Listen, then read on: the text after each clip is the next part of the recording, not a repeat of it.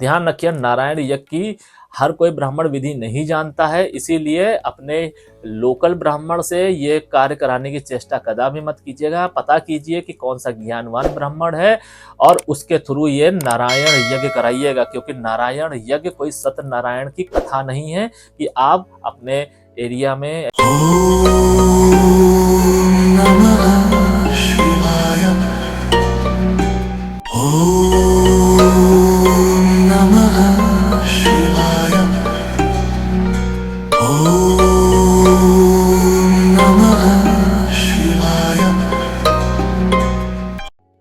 गुरु गुरु अगर आपकी कुंडली में एक्टिव होकर बैठा है तो वो आपको या तो ज्ञानी बनाएगा या फिर आपको अहंकार देकर उसी अहंकार के थ्रू आपका विनाश कर देगा। गुरु एकमात्र ऐसा ग्रह है जो सिर्फ आपको ज्ञान ही नहीं देता बल्कि परीक्षा भी लेता है। गुरु को समझना है तो आप ऐसे समझिए कि गुरु अगर आपकी कुंडली में बैलेंस्ड नहीं है, पॉजिटिव नहीं है, तो आपके पास दुनिया के चाहे कितना ही बड़ा धन और वैभव क्यों ना हो, आपके जीवन में सुख नहीं होगा। सुख ना तो रिश्तों का होगा, ना तो धन का होगा। किसी भी चीज का सुख अगर आपको भोगना है, इंजॉय करना है, तो आपकी कुंडली में जुपिटर का स्ट्रांग होना बहुत ज्यादा जरूरी है। और ये मजबूत जुपिटर ही आपको सब कुछ देता है, लेकिन इसके साथ कुछ अदर कंडीशंस भी हैं। आज के वीडियो में आप ये जानेंगे कि जुपिटर के थ्रू आप अपने जीवन को किस तरीके से बेहतर बना सकते हैं, और ये भी जानेंगे कि अदर एस्ट्रोलॉजर के थ्रू जो भी आपने अब तक गुरु के बारे में जाना है वो कितना सच है। बहुत सारे ऐसे मिथ्य हैं गुरु को लेके जो हम सब लोग लेकर घूम रहे हैं और अपनी जिंदगी को बर्बाद कर रहे हैं। आज के इस वीडियो में आप ये जानेंगे कि गुरु किस तरीके से हमारे जीवन में हमारी कुंडली के थ्रू कार्य करते हैं और उनका वेटेज क्या है। आपने ये देखा होगा कि बहुत सारे सही लोग सफल नहीं हो पाते हैं, ज्ञानी योग्य लोग सफल नहीं हो पाते हैं, वहीं अयोग्य लोग राज कर रहे हैं। ज्ञानियों की दुर्दशा हो रही है। ऐसा क्यों? ऐसा सिर्फ जुपिटर के कारण होता है। आज इस वीडियो के माध्यम से ऐसे बहुत से रहस्यों से पर्दा उठेगा और आप समझेंगे कि गुरु कितना इम्पोर्टेंट है हमारी कुंडली में। और 12 भावों में जब गुरु बैठता है हर भाव के हिसाब से, तो वो हमें क्या रिजल्ट देता है और ऐसे वो कौन से उपाय हैं जिसे आप करके अपने जीवन को समृद्ध और सुदृढ़ बना सकते हैं। Welcome celestial seekers to the cosmic journey where the stars align and destinies unfold. मैं यहाँ हूँ ताकि ब्रह्मांड के रहस्यों के माध्यम से आपको गाइड कर सकूं और ज्योतिष के ज्ञान से आगे का मार्ग प्रकाशित कर सकूं। गुरु के बिना आपके जीवन में ज्ञान नहीं, गुरु के बिना आपके जीवन में संतोष नहीं, सुख नहीं। और जब आपके जीवन में ज्ञान, संतोष और सुख नहीं होगा तो आपका जीवन पशु भांति होगा। पशुओं की तरह ही आप चरेंगे, घूमेंगे, लेकिन आपको संतोष नहीं मिलेगा, सुख नहीं मिलेगा। मनुष्य योनि में होने का आपका क्या फायदा अगर आप अपने गुरु को ही नियंत्रित नहीं कर पाए या अपने गुरु को ही पॉजिटिव नहीं कर पाए। आपके पिछले जन्म के कैसे भी कर्म हो, उन कर्मों की सजा के रूप में हो सकता है आपका जुपिटर आज नीच का हो, पीड़ित अवस्था में हो, लेकिन आप उसको सुधार सकते हैं। और वहीं अगर आपने अच्छे कर्म किए होंगे तो यही जुपिटर आपके जीवन में वरदान बनकर आया होगा। लेकिन यही जुपिटर जब वरदान बनकर आता है तब भी ये हमको दंडित करता है। क्यों? क्योंकि हम मद में चूर हो जाते हैं, अहंकार में आ जाते हैं। और जब इंसान के जीवन में अहंकार आता है, धन का अहंकार, ज्ञान का अहंकार, तब गुरु पतन का कारण बनते हैं। यही वजह है कि गुरु जब उच्च का होता है तो 5 डिग्री से ऊपर अगर गुरु है तो वो अपने उच्च के रिजल्ट नहीं देता है। यानी कि गुरु उच्च का वो अच्छा जो 5 डिग्री से नीचे हो, 5 डिग्री से ऊपर नहीं। यानी कि 5 डिग्री से ऊपर का गुरु आपके लिए बेकार है, व्यर्थ है। इसीलिए गुरु को संतुलित रखना बहुत आवश्यक है। गुरु आपके जीवन में खुश तो आपके जीवन में हर एक चीज संभव है। और अगर गुरु आपसे रुष्ट है तो आप चाहे कुछ भी कर लीजिए, आपके जीवन में सुख कदापि नहीं आएगा। अब चलिए समझते हैं भाव के माध्यम से गुरु हमें क्या रिजल्ट देते हैं। अगर आपकी कुंडली में गुरु लग्न में बैठे हैं, यहाँ पर यह बात नहीं हो रही है कि आपकी कुंडली किस लग्न की है, कोई भी हो सकती है, मेष से लेकर मीन पर्यंत। अगर आपकी कुंडली में गुरुदेव लग्न में बैठे हैं, जैसा कि आप लोग जानते हैं कि लग्न से हम अपनी पर्सनालिटी को देखते हैं, अपने नेचर को देखते हैं, हर उस चीज को देखते हैं जो हमें हमारे व्यक्तित्व से मिलाती है और बनाती है। यहाँ पर बैठा गुरु आपको ज्ञानी और आत्मसम्मान देता है, आत्मसम्मानी बनाता है। वहीं अगर ये गुरु रुष्ट हो जाए, खराब रिजल्ट दे, तो आपका ज्ञान ही आपके पतन का कारण बनता है। क्या करना चाहिए? यथासंभव आपको गुरु बना लेना चाहिए। और एक बार अगर आपने गुरु बना लिया तो फिर आपको अपने गुरु की निरंतर सेवा करनी है, उसके दिखाए गए पद चिन्हों पर चलना ही चलना है। अगर आप ऐसा नहीं करेंगे और गलती से आपने गुरु बना लिया और फिर गुरु को त्याग दिया, तो आप फिर चाहे कितनी पूजा पाठ कर लीजिए, चाहे कितने भी पंडितों से मिल लीजिए, आपका जीवन खराब है। आपने ये बात सुनी होगी कि बहुत सारे लोग जाते हैं और गुरु मंत्र लेकर चले आते हैं और उसके बाद किसी दूसरे एस्ट्रोलॉजर से मिलते हैं, किसी बाबा से मिलते हैं और उनको ये बात बताते हैं कि मैंने ऐसे व्यक्ति से मिला और उनसे गुरु मंत्र लिया और उनको गुरु बना लिया। कभी भी आपने देखा होगा कोई भी एस्ट्रोलॉजर या कोई भी बाबा पंडित आपसे ये नहीं बोला होगा कि उसके बताए हुए मंत्र का चैंट मत करो। क्यों? क्योंकि अगर आपने वो चैंट बंद कर दिया तो इसका दोषी वो पंडित, वो एस्ट्रोलॉजर हो जाएगा। गलती आपकी है, सजा भी आपको मिलेगी, आपको नए मार्ग सशक्त किए जाएंगे। लेकिन जो गुरु मंत्र आप लेकर बैठे हुए हैं उसका तो आपको निरंतर जाप करना ही पड़ेगा। इसीलिए बोला जाता है कि गुरु सोच समझ कर बनाइए। अगर आपने कोई गुरु बनाया है, मैटर ये नहीं कर रहा है कि गुरु काबिल है या नहीं है, बना लिया, वही गुरु आपकी जीवन की नैया को पार करेगा। मैटर ये नहीं कर रहा है कि गुरु आपका ज्ञानी है कि नहीं है, आपकी श्रद्धा ही ये डिसाइड करेगी कि गुरु कितना बड़ा है। क्योंकि वो सिर्फ मनुष्य है, उस मनुष्य के पीछे जो कार्य करने वाली ऊर्जा है वो है श्री नारायण की ऊर्जा। यानी कि आपके जीवन में जो श्री हरि है, नारायण है, वो उस गुरु के थ्रू ही आपको फल देंगे। और आपने अगर उस गुरु को अवहेलना कर दी, उसको त्याग दिया, उसको दुखी कर दिया, तो आपके जीवन में इस हद तक दुख दर्द पीड़ाएं आएंगी कि आप संभाल नहीं पाएंगे। वो दुख दर्द पीड़ाएं आपके स्पाउस के थ्रू हो सकती है और आपके संतान के थ्रू हो सकती है, माता पिता के थ्रू हो सकती है, धन के थ्रू हो सकती है। यानी कि चहु ओर से आपके जीवन में पीड़ाएं, दर्द, दुख, तकलीफें आएंगी। शारीरिक तकलीफ भी आपके जीवन में आके आपको इतना हद तक दुखी कर देगी कि आपके जीवन से संतोष चला जाएगा। तो इससे बचने के लिए आपको सबसे ज्यादा जरूरी यह है कि आप सोच समझ के गुरु बनाइए, और अगर गुरु बना लिया है तो उसको फॉलो कीजिए। मैटर ये नहीं करता है कि गुरु कैसा है। अब हम बात करते हैं कि यही गुरुदेव अगर आपके सेकंड हाउस यानी कि धन भाव में बैठेंगे तो क्या रिजल्ट देंगे। धन भाव में बैठे गुरुदेव आपकी वाणी को अच्छा कर देंगे, ज्ञानवान आपको बना देंगे। और यही गुरु अगर अशुभ हुए तो आपकी वाणी को इस हद तक कर्कश कर देंगे कि आप बने बनाए रिश्ते भी खो देंगे। आप अपने घर की जो पैतृक संपत्ति है उसका नाश कर बैठेंगे। अपनी भूल की वजह से आपका विवेक कार्य नहीं करेगा। क्या करना चाहिए? आपको ज्ञान का दान करना चाहिए, आपको मौन धारण करना चाहिए यथासंभव, और सोच समझकर बात करनी चाहिए। गीता का पाठ अपने घर वालों को, अपने इष्ट मित्रों को सुनाना चाहिए अपने मुखमंडल से।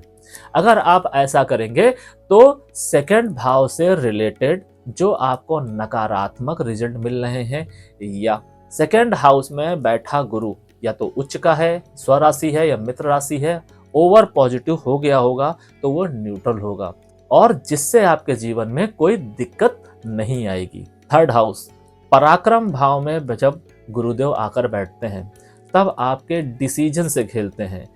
ये घर आपके पराक्रम का होता है, आपके छोटे भाई बहन का होता है। लेकिन यहाँ पर गुरुदेव आपके डिसीजन से खेलेंगे, आपके दिशा से खेलेंगे। अगर यहाँ पर गुरुदेव सही बैठे हैं, पॉजिटिव होकर बैठे हैं, तो आपके जीवन में सही दिशाएं हमेशा आएंगी। आपके जीवन में ऐसे ऐसे चीजें होंगी कि आप चुनते चले जाएंगे और वो चीजें होती चली जाएंगी। वही अगर यहाँ पर बैठे गुरु अशुभ हुए तो आप सही दिशा का चुनाव नहीं कर पाएंगे, आप भटकते रहेंगे और इस भटकन की वजह से आप अपना व्यापार खराब कर लेंगे, आप अपने भाई बहनों से रिलेशन खराब कर लेंगे, आपके अंदर लालच आ जाएगा और ये लालच आपको कहीं का नहीं छोड़ेगा। 9 ग्रहों में सिर्फ एक गुरु ही ग्रह ऐसा है जो एक ही जन्म में आपके अगले 7 जन्म बना भी सकता है और बिगाड़ भी सकता है। इसीलिए गुरु को ग्रांटेड लेने की कोशिश कदापि मत कीजिए। गुरु हानि नहीं करता है मगर गुरु छोड़ता भी नहीं है। अगर गुरु को आपने टॉलरेट किया या इग्नोर किया तो चौथे भाव यानी कि मातृ भाव में अगर गुरुदेव आकर बैठेंगे तो क्या देंगे? यहाँ पर बैठा गुरु आपको संतोष देगा, शांति देगा। जैसा कि आप लोग जानते हैं कि चौथा घर माता का होता है, मकान का होता है, भूमि का होता है। इससे रिलेटेड आपको सुख और संतोष मिलेगा। वहीं अगर ये बृहस्पति, ये जुपिटर पीड़ित हुआ, अशुभ हुआ, तो आपके जीवन में सुख और संतोष नहीं होगा। माता के थ्रू आपके जीवन में इतनी उथल पुथल होगी कि आप संभाल नहीं पाएंगे। क्या करना चाहिए? आपको यथासंभव मौन धारण करना चाहिए और माता की यथासंभव सेवा करना चाहिए। अगर आपकी माता नहीं है तो माता के उम्र की किसी भी लेडी की आप सेवा कर सकते हैं। आपकी बड़ी बहन है तो उसको आप प्रायोरिटी दीजिए, उसकी आप सेवा कीजिए, तन मन धन से सेवा कीजिए। ऐसा करेंगे तो चौथे यानी कि मातृ भाव में बैठा बृहस्पति आपके साथ अलाइन होगा और आपको पॉजिटिव रिजल्ट देने के लिए बाध्य हो जाएगा। 5वें हाउस यानी कि संतान भाव में जब बृहस्पति देव बैठेंगे तो जैसा कि आपको पता है कि ये आपके संतान का घर है, आपके इनिशियल एजुकेशन का घर है, धर्म का घर है। यहाँ पर बैठे गुरु अगर पॉजिटिव हुए तो आपके जीवन में ऐसी संतान को ले आएंगे जो आपके कुल को तार देगी और आपके अंदर ज्ञान इस हद तक आ जाएगा कि आप पढ़ेंगे थोड़ा लेकिन ज्ञान आपके अंदर ऐसा दिखाई देगा, लोगों को लगेगा कि आप मैट्रिक पास हैं, आपने जाने कितनी डिग्रियां ले रखी हैं, भले आपने ग्रेजुएशन ही क्यों ना किया हो या हायर एजुकेशन के बाद ही आपने पढ़ाई क्यों ना छोड़ दी हो, लेकिन आपकी पर्सनालिटी ऐसी दिखेगी कि आप बहुत सारी डिग्री डिप्लोमा लेकर बैठे हैं। वहीं अगर ये अशुभ हुआ तो आपके जीवन में इतना अहंकार दे देगा, आपके मित्रों के माध्यम से, आपके बड़े भाई बहनों के माध्यम से आप ठग लिए जाएंगे, छल लिए जाएंगे, आपकी पूरी की पूरी प्रॉपर्टी आपके बड़े भाई बहन और दोस्त लोग निगल जाएंगे। और गलती से अगर आपने यहाँ पर बैठे बृहस्पति को मांस मदिरा का भोग लगा दिया तब आपको बचा कोई भी नहीं सकता है। इससे आपको बचने की आवश्यकता है। रिपु भाव में बृहस्पति देव जब आकर बैठते हैं तो आपको कंपटीशन में विजय दिलाते हैं। कोई आपका कोर्ट केस वगैरह चल रहा हो तो जब भी बृहस्पति देव की दशा या अंतरदशा आएगी उससे आपको वो बाहर निकाल लाएंगे। लेकिन ये भी देखा गया है कि अगर रिपु भाव में बैठा बृहस्पति चाहे कितना ही शुभ ओवर स्ट्रांग हो गया तो वो आपको जेल यात्रा भी करा देगा किसी न किसी बहाने से। इसीलिए इसको कंट्रोल और बैलेंस रखना बहुत ज्यादा जरूरी है। अगर छठे हाउस में बैठा आपका बृहस्पति है और वो बैलेंस्ड है, जातक चाहे जीवन में कुछ भी ना करे, जैसे जैसे उसकी एज बढ़ेगी वैसे वैसे उसके जीवन में सुख सुविधाएं अपने आप आने लगेगी। ऐसा जातक देखा गया है कि जीवन भर बैठे बैठे खाता है, बैठे बैठे उसको सारे ऐसो आराम मिल जाते हैं। सिर्फ कैसे कि उसके जीवन में छठे हाउस का जो बृहस्पति है वो बैलेंस्ड फॉर्म में है। बस बैलेंस्ड फॉर्म का ये बृहस्पति आपको बैठा हुआ राजा बना देता है जो आपको सभी सुखों का भोग कराता है। वहीं अगर ये जुपिटर खराब हो गया तो आप अपने शत्रुओं के द्वारा छले जाएंगे, कंपटीशन आप नहीं निकाल पाएंगे। आपके जीवन में धन आएगा, लग्जरी आएगी, लेकिन जीवन के एक ऐसे फेज में ये सब छिन जाएगा और आप ये जो धन आपके जीवन से जाएगा इसको आप बर्दाश्त नहीं कर पाएंगे। रिजल्ट क्या होगा? रिजल्ट या तो आपको कोई बड़ी बीमारी लग जाएगी या फिर आप सुसाइड कर लेंगे। दोनों ही सूरतों में आप अपने आप को बर्दाश्त नहीं कर पाएंगे कि ये जो धन वैभव आपके पास था वो चला गया, ये आप किसी भी कीमत पे डाइजेस्ट नहीं कर पाएंगे। क्या करना चाहिए? आपको अपनी कमाई का हिस्सा या जो धन आपके पास बैठे बैठाए आ रहा है इसका 10% यथासंभव दान करना चाहिए। गीता का पाठ अपने घर पे यथासंभव करवाते रहना चाहिए अपने घर की महिलाओं के माध्यम से। 7th हाउस यानी कि विवाह भाव में जब जुपिटर आके बैठेंगे तो क्या रिजल्ट देंगे? जैसा कि आप लोग जानते हैं कि विवाह भाव आपके पार्टनरशिप, आपके लाइफ पार्टनर का होता है। यहाँ पर बैठे जुपिटर आपके जीवन में एक सुयोग जीवन साथी लेकर आते हैं। अगर आपकी कुंडली में बृहस्पति देव पॉजिटिव हुए तो आपका जीवन साथी बहुत ही उत्तम होगा। वही अगर खराब हुए तो आपका जीवन साथी के कई एक्स्ट्रा मैरिटल अफेयर हो सकते हैं, एक दो नहीं मल्टीपल, और जिससे आपके धन की हानि होगी और आपके मान सम्मान की भी हानि होगी। इससे बचने के लिए आपको क्या करना चाहिए? आपको अपने पार्टनर के साथ वफादार रहना चाहिए और जितनी इज्जत आप खुद की करते हैं उससे दुगनी इज्जत अपने पार्टनर की करनी चाहिए। सिर्फ इतना करने से ही 7th हाउस में बैठा जुपिटर आपको पॉजिटिव रिजल्ट देने के लिए बाध्य हो जाएगा।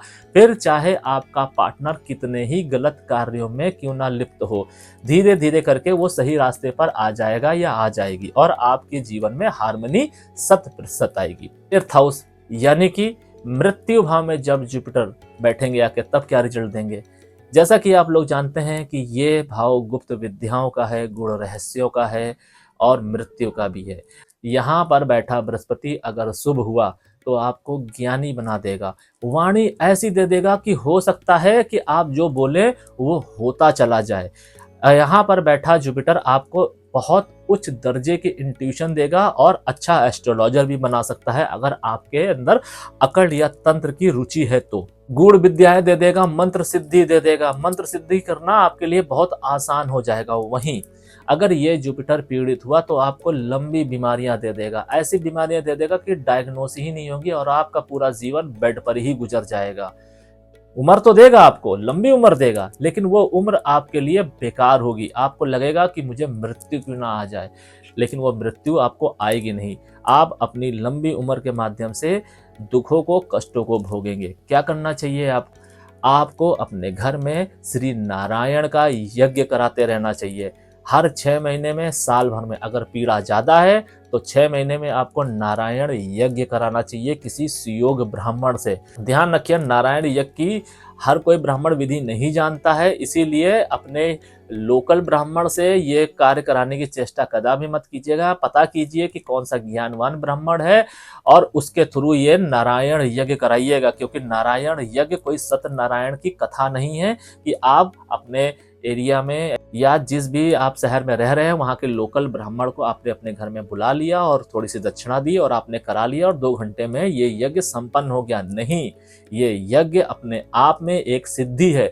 इसको अगर आप कराएंगे तो आपके जीवन में सब कुछ स्थिर हो जाएगा, पॉजिटिव हो जाएगा, 8th हाउस से रिलेटेड।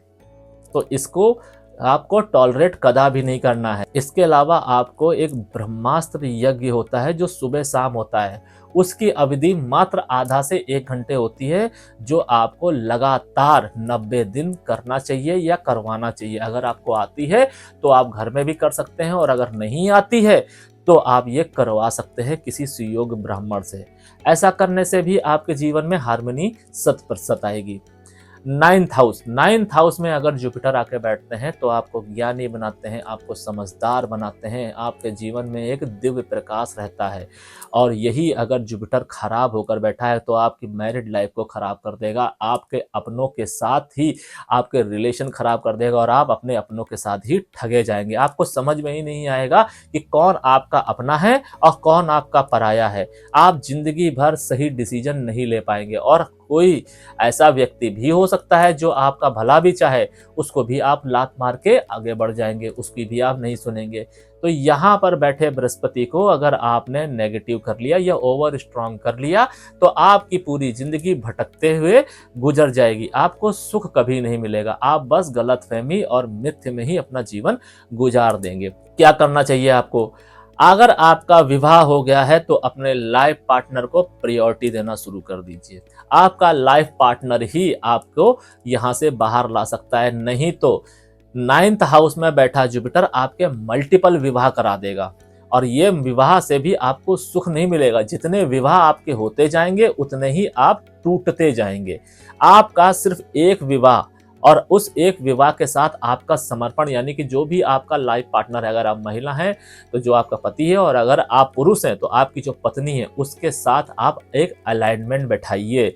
मैं ये नहीं कह रहा हूं कि आप अपनी बात ना रखिए, आप अपनी चीज़ों को ना समझिए, लेकिन अलाइनमेंट बैठाइए, क्योंकि यहाँ पर गरज आपकी है। यहाँ पर जो चीज़ें यूनिवर्स ने सेट की है वो आपके लिए की है, इसलिए आपकी ज़रूरत है। आपको अपने लाइफ पार्टनर के पास रहना चाहिए और उसकी बात सुननी चाहिए, क्योंकि वही आपके जीवन का एकमात्र भगवान है, वही श्री नारायण है आपके। अगर आप महिला हैं तो भी और अगर आप पुरुष हैं तो भी।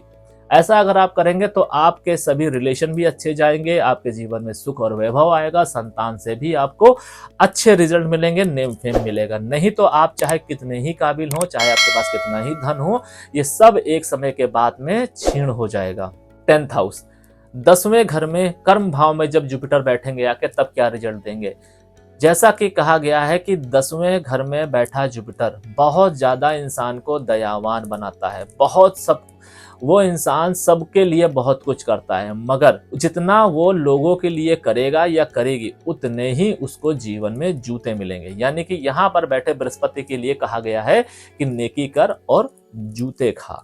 इससे बचने के लिए क्या करना चाहिए? इससे बचने के लिए आपको गीता का पाठ करना चाहिए और अपने घर में मंदिर की स्थापना नहीं करनी चाहिए। यह एक सत्य है जो कहा गया है, लेकिन इसका मतलब ये नहीं है कि आप पूजा ना करें। जिस भी जातक जातिका की कुंडली में 10वें घर में बृहस्पति बैठा है, यह देखा गया है कि वो लीग से हटकर कार्य करता है, करती है। दूसरी चीज, आपके जीवन में पूजा कभी भी आप घर में जाके आरती कीजिए, पाठ कीजिए, ये पूजाएं आपको कदा भी नहीं लगेंगी। आपको पूजा कौन सी लगेगी? आपको पूजा लगेगी मंत्र की, आपको पूजा लगेगी तंत्र की।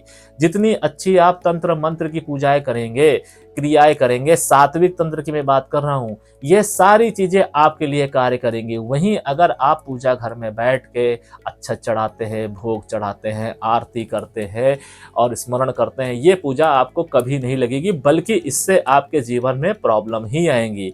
यहाँ पर मैं आपको ये नहीं कह रहा हूँ कि आप पूजा बंद कर दीजिए, पूजा करने के अलग फॉर्मेट होते हैं, आप मंदिर जाके पूजा कीजिए। घर में की गई पूजा आपको कदापि रिजल्ट नहीं देगी।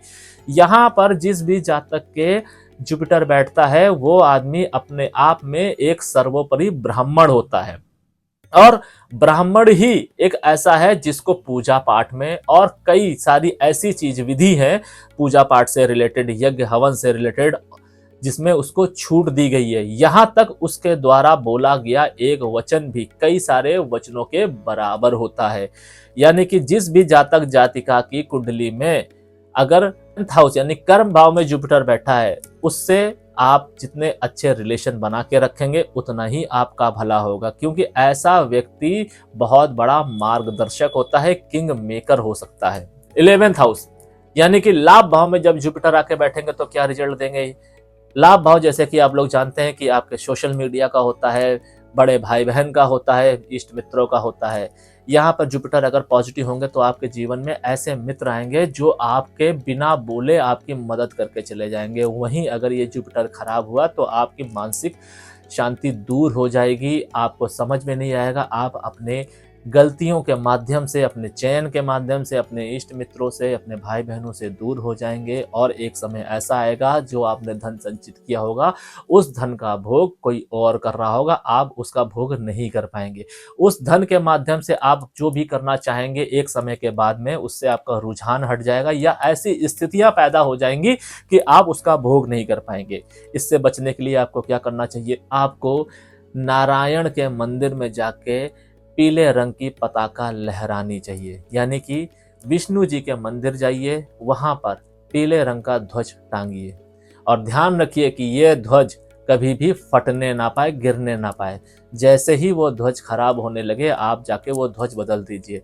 ऐसा आप 1 साल करिए, और अगर आपके दिन ना बदल जाएं तो आकर अब हमसे कहिएगा। ये वो उपाय है जिस भी जातक जातिका को मैंने बताया है और उसने किया है तो उसकी पूरी की पूरी लाइफ बदल गई है। अब में जब जुपिटर आके बैठेंगे तो जैसा कि मैंने बोला कि जो रिजल्ट आपके 6 हाउस में बैठे जुपिटर देगा, सेम वही रिजल्ट आपको 12th हाउस में बैठा जुपिटर आपको देता दिखाई देगा। लेकिन यहाँ पर गलती आपको ये नहीं करनी है कि जो भी धन आप कमा रहे हैं वो सिर्फ अपनी इच्छा से अपने ऊपर खर्च कीजिए। नहीं, आपकी सराउंडिंग में जितने भी लोग हैं, आपके इष्ट मित्र, आपके परिवार के लोग, जिस हिसाब से आपके जीवन में धन आ रहा है, उसी हिसाब से उसी डेंसिटी के साथ में दिल खोल के आप ये पैसा उन सब पर भी खर्च कीजिए। जितना ज़्यादा आप खर्च करेंगे उनके ऊपर धर्म कर्म के कार्यों में, उतना ये धन मल्टीपल होता चला जाएगा और आपके पूर्व जन्म के किए हुए पाप भी कटेंगे, क्योंकि यहाँ पर बैठा हुआ जुपिटर आपको मोक्ष की तरफ लेके जाएगा। यहाँ पर आपने अगर धोखे से भी कभी कंजूसी कर दी तो आप फंसे रह जाएंगे और अपने पापों को भी मल्टीप्लाई कर देंगे। यहाँ पर बैठा जुपिटर जितने पुण्यों को आपको मल्टीप्लाई करेगा उतने ही पाप के भी आपको मल्टीप्लाई करता दिखाई देगा। तो इससे आपको बचने की आवश्यकता है। इस तरीके से लग्न से बैठे और व्यय भाव तक जुपिटर आपको हर भाव में अलग अलग रिजल्ट देते हैं। अलग अलग रेमेडी अगर आप करेंगे तो आप अपने जुपिटर को कंट्रोल में रख सकते हैं। जुपिटर ही एकमात्र ऐसा ग्रह है जो हर क्षण आपकी परीक्षा लेता है। जुपिटर को इसीलिए इग्नोर नहीं करना चाहिए। जुपिटर एकमात्र ऐसा ग्रह है जो आपको समस्त सुख दे सकता है, समस्त ज्ञान से आपको वंचित भी करा सकता है और समस्त ज्ञान आपको दे भी सकता है। जुपिटर ही एकमात्र ऐसा ग्रह है जो आपको विवाह का सुख भी देता है, संतान का सुख भी देता है, ज्ञान का सुख भी देता है, धन का सुख भी देता है, वैभव का सुख भी देता है। और यही जुपिटर अगर खराब हो जाए तो इससे रिलेटेड सारी सुख सुविधाएं आपके जीवन में भले ही हों, आपको सुख नहीं मिलेगा। तो जितनी भी चीज़ें मैंने आपको बताई हैं इसका आपको ध्यान रखने की आवश्यकता है। यहाँ पर आपको ये नहीं सोचना है कि आप सही हैं या गलत है। आप जो कुंडली लेकर आए हैं, आपका जो व्यक्तित्व निर्धारित किया गया है उस परमपिता परमेश्वर ने, आप उसके हिसाब से चलिए। अगर वो मार्ग गलत है तो भी आप सही हैं और अगर वो सही है तो भी आप सही हैं। लेकिन अगर आप अपनी कुंडली से विरुद्ध जाके कोई कार्य करते हैं, अपनी सोच के हिसाब से कार्य करते हैं या करती हैं, तो आप अपने जीवन को बर्बाद कर लेंगे या कर लेंगी।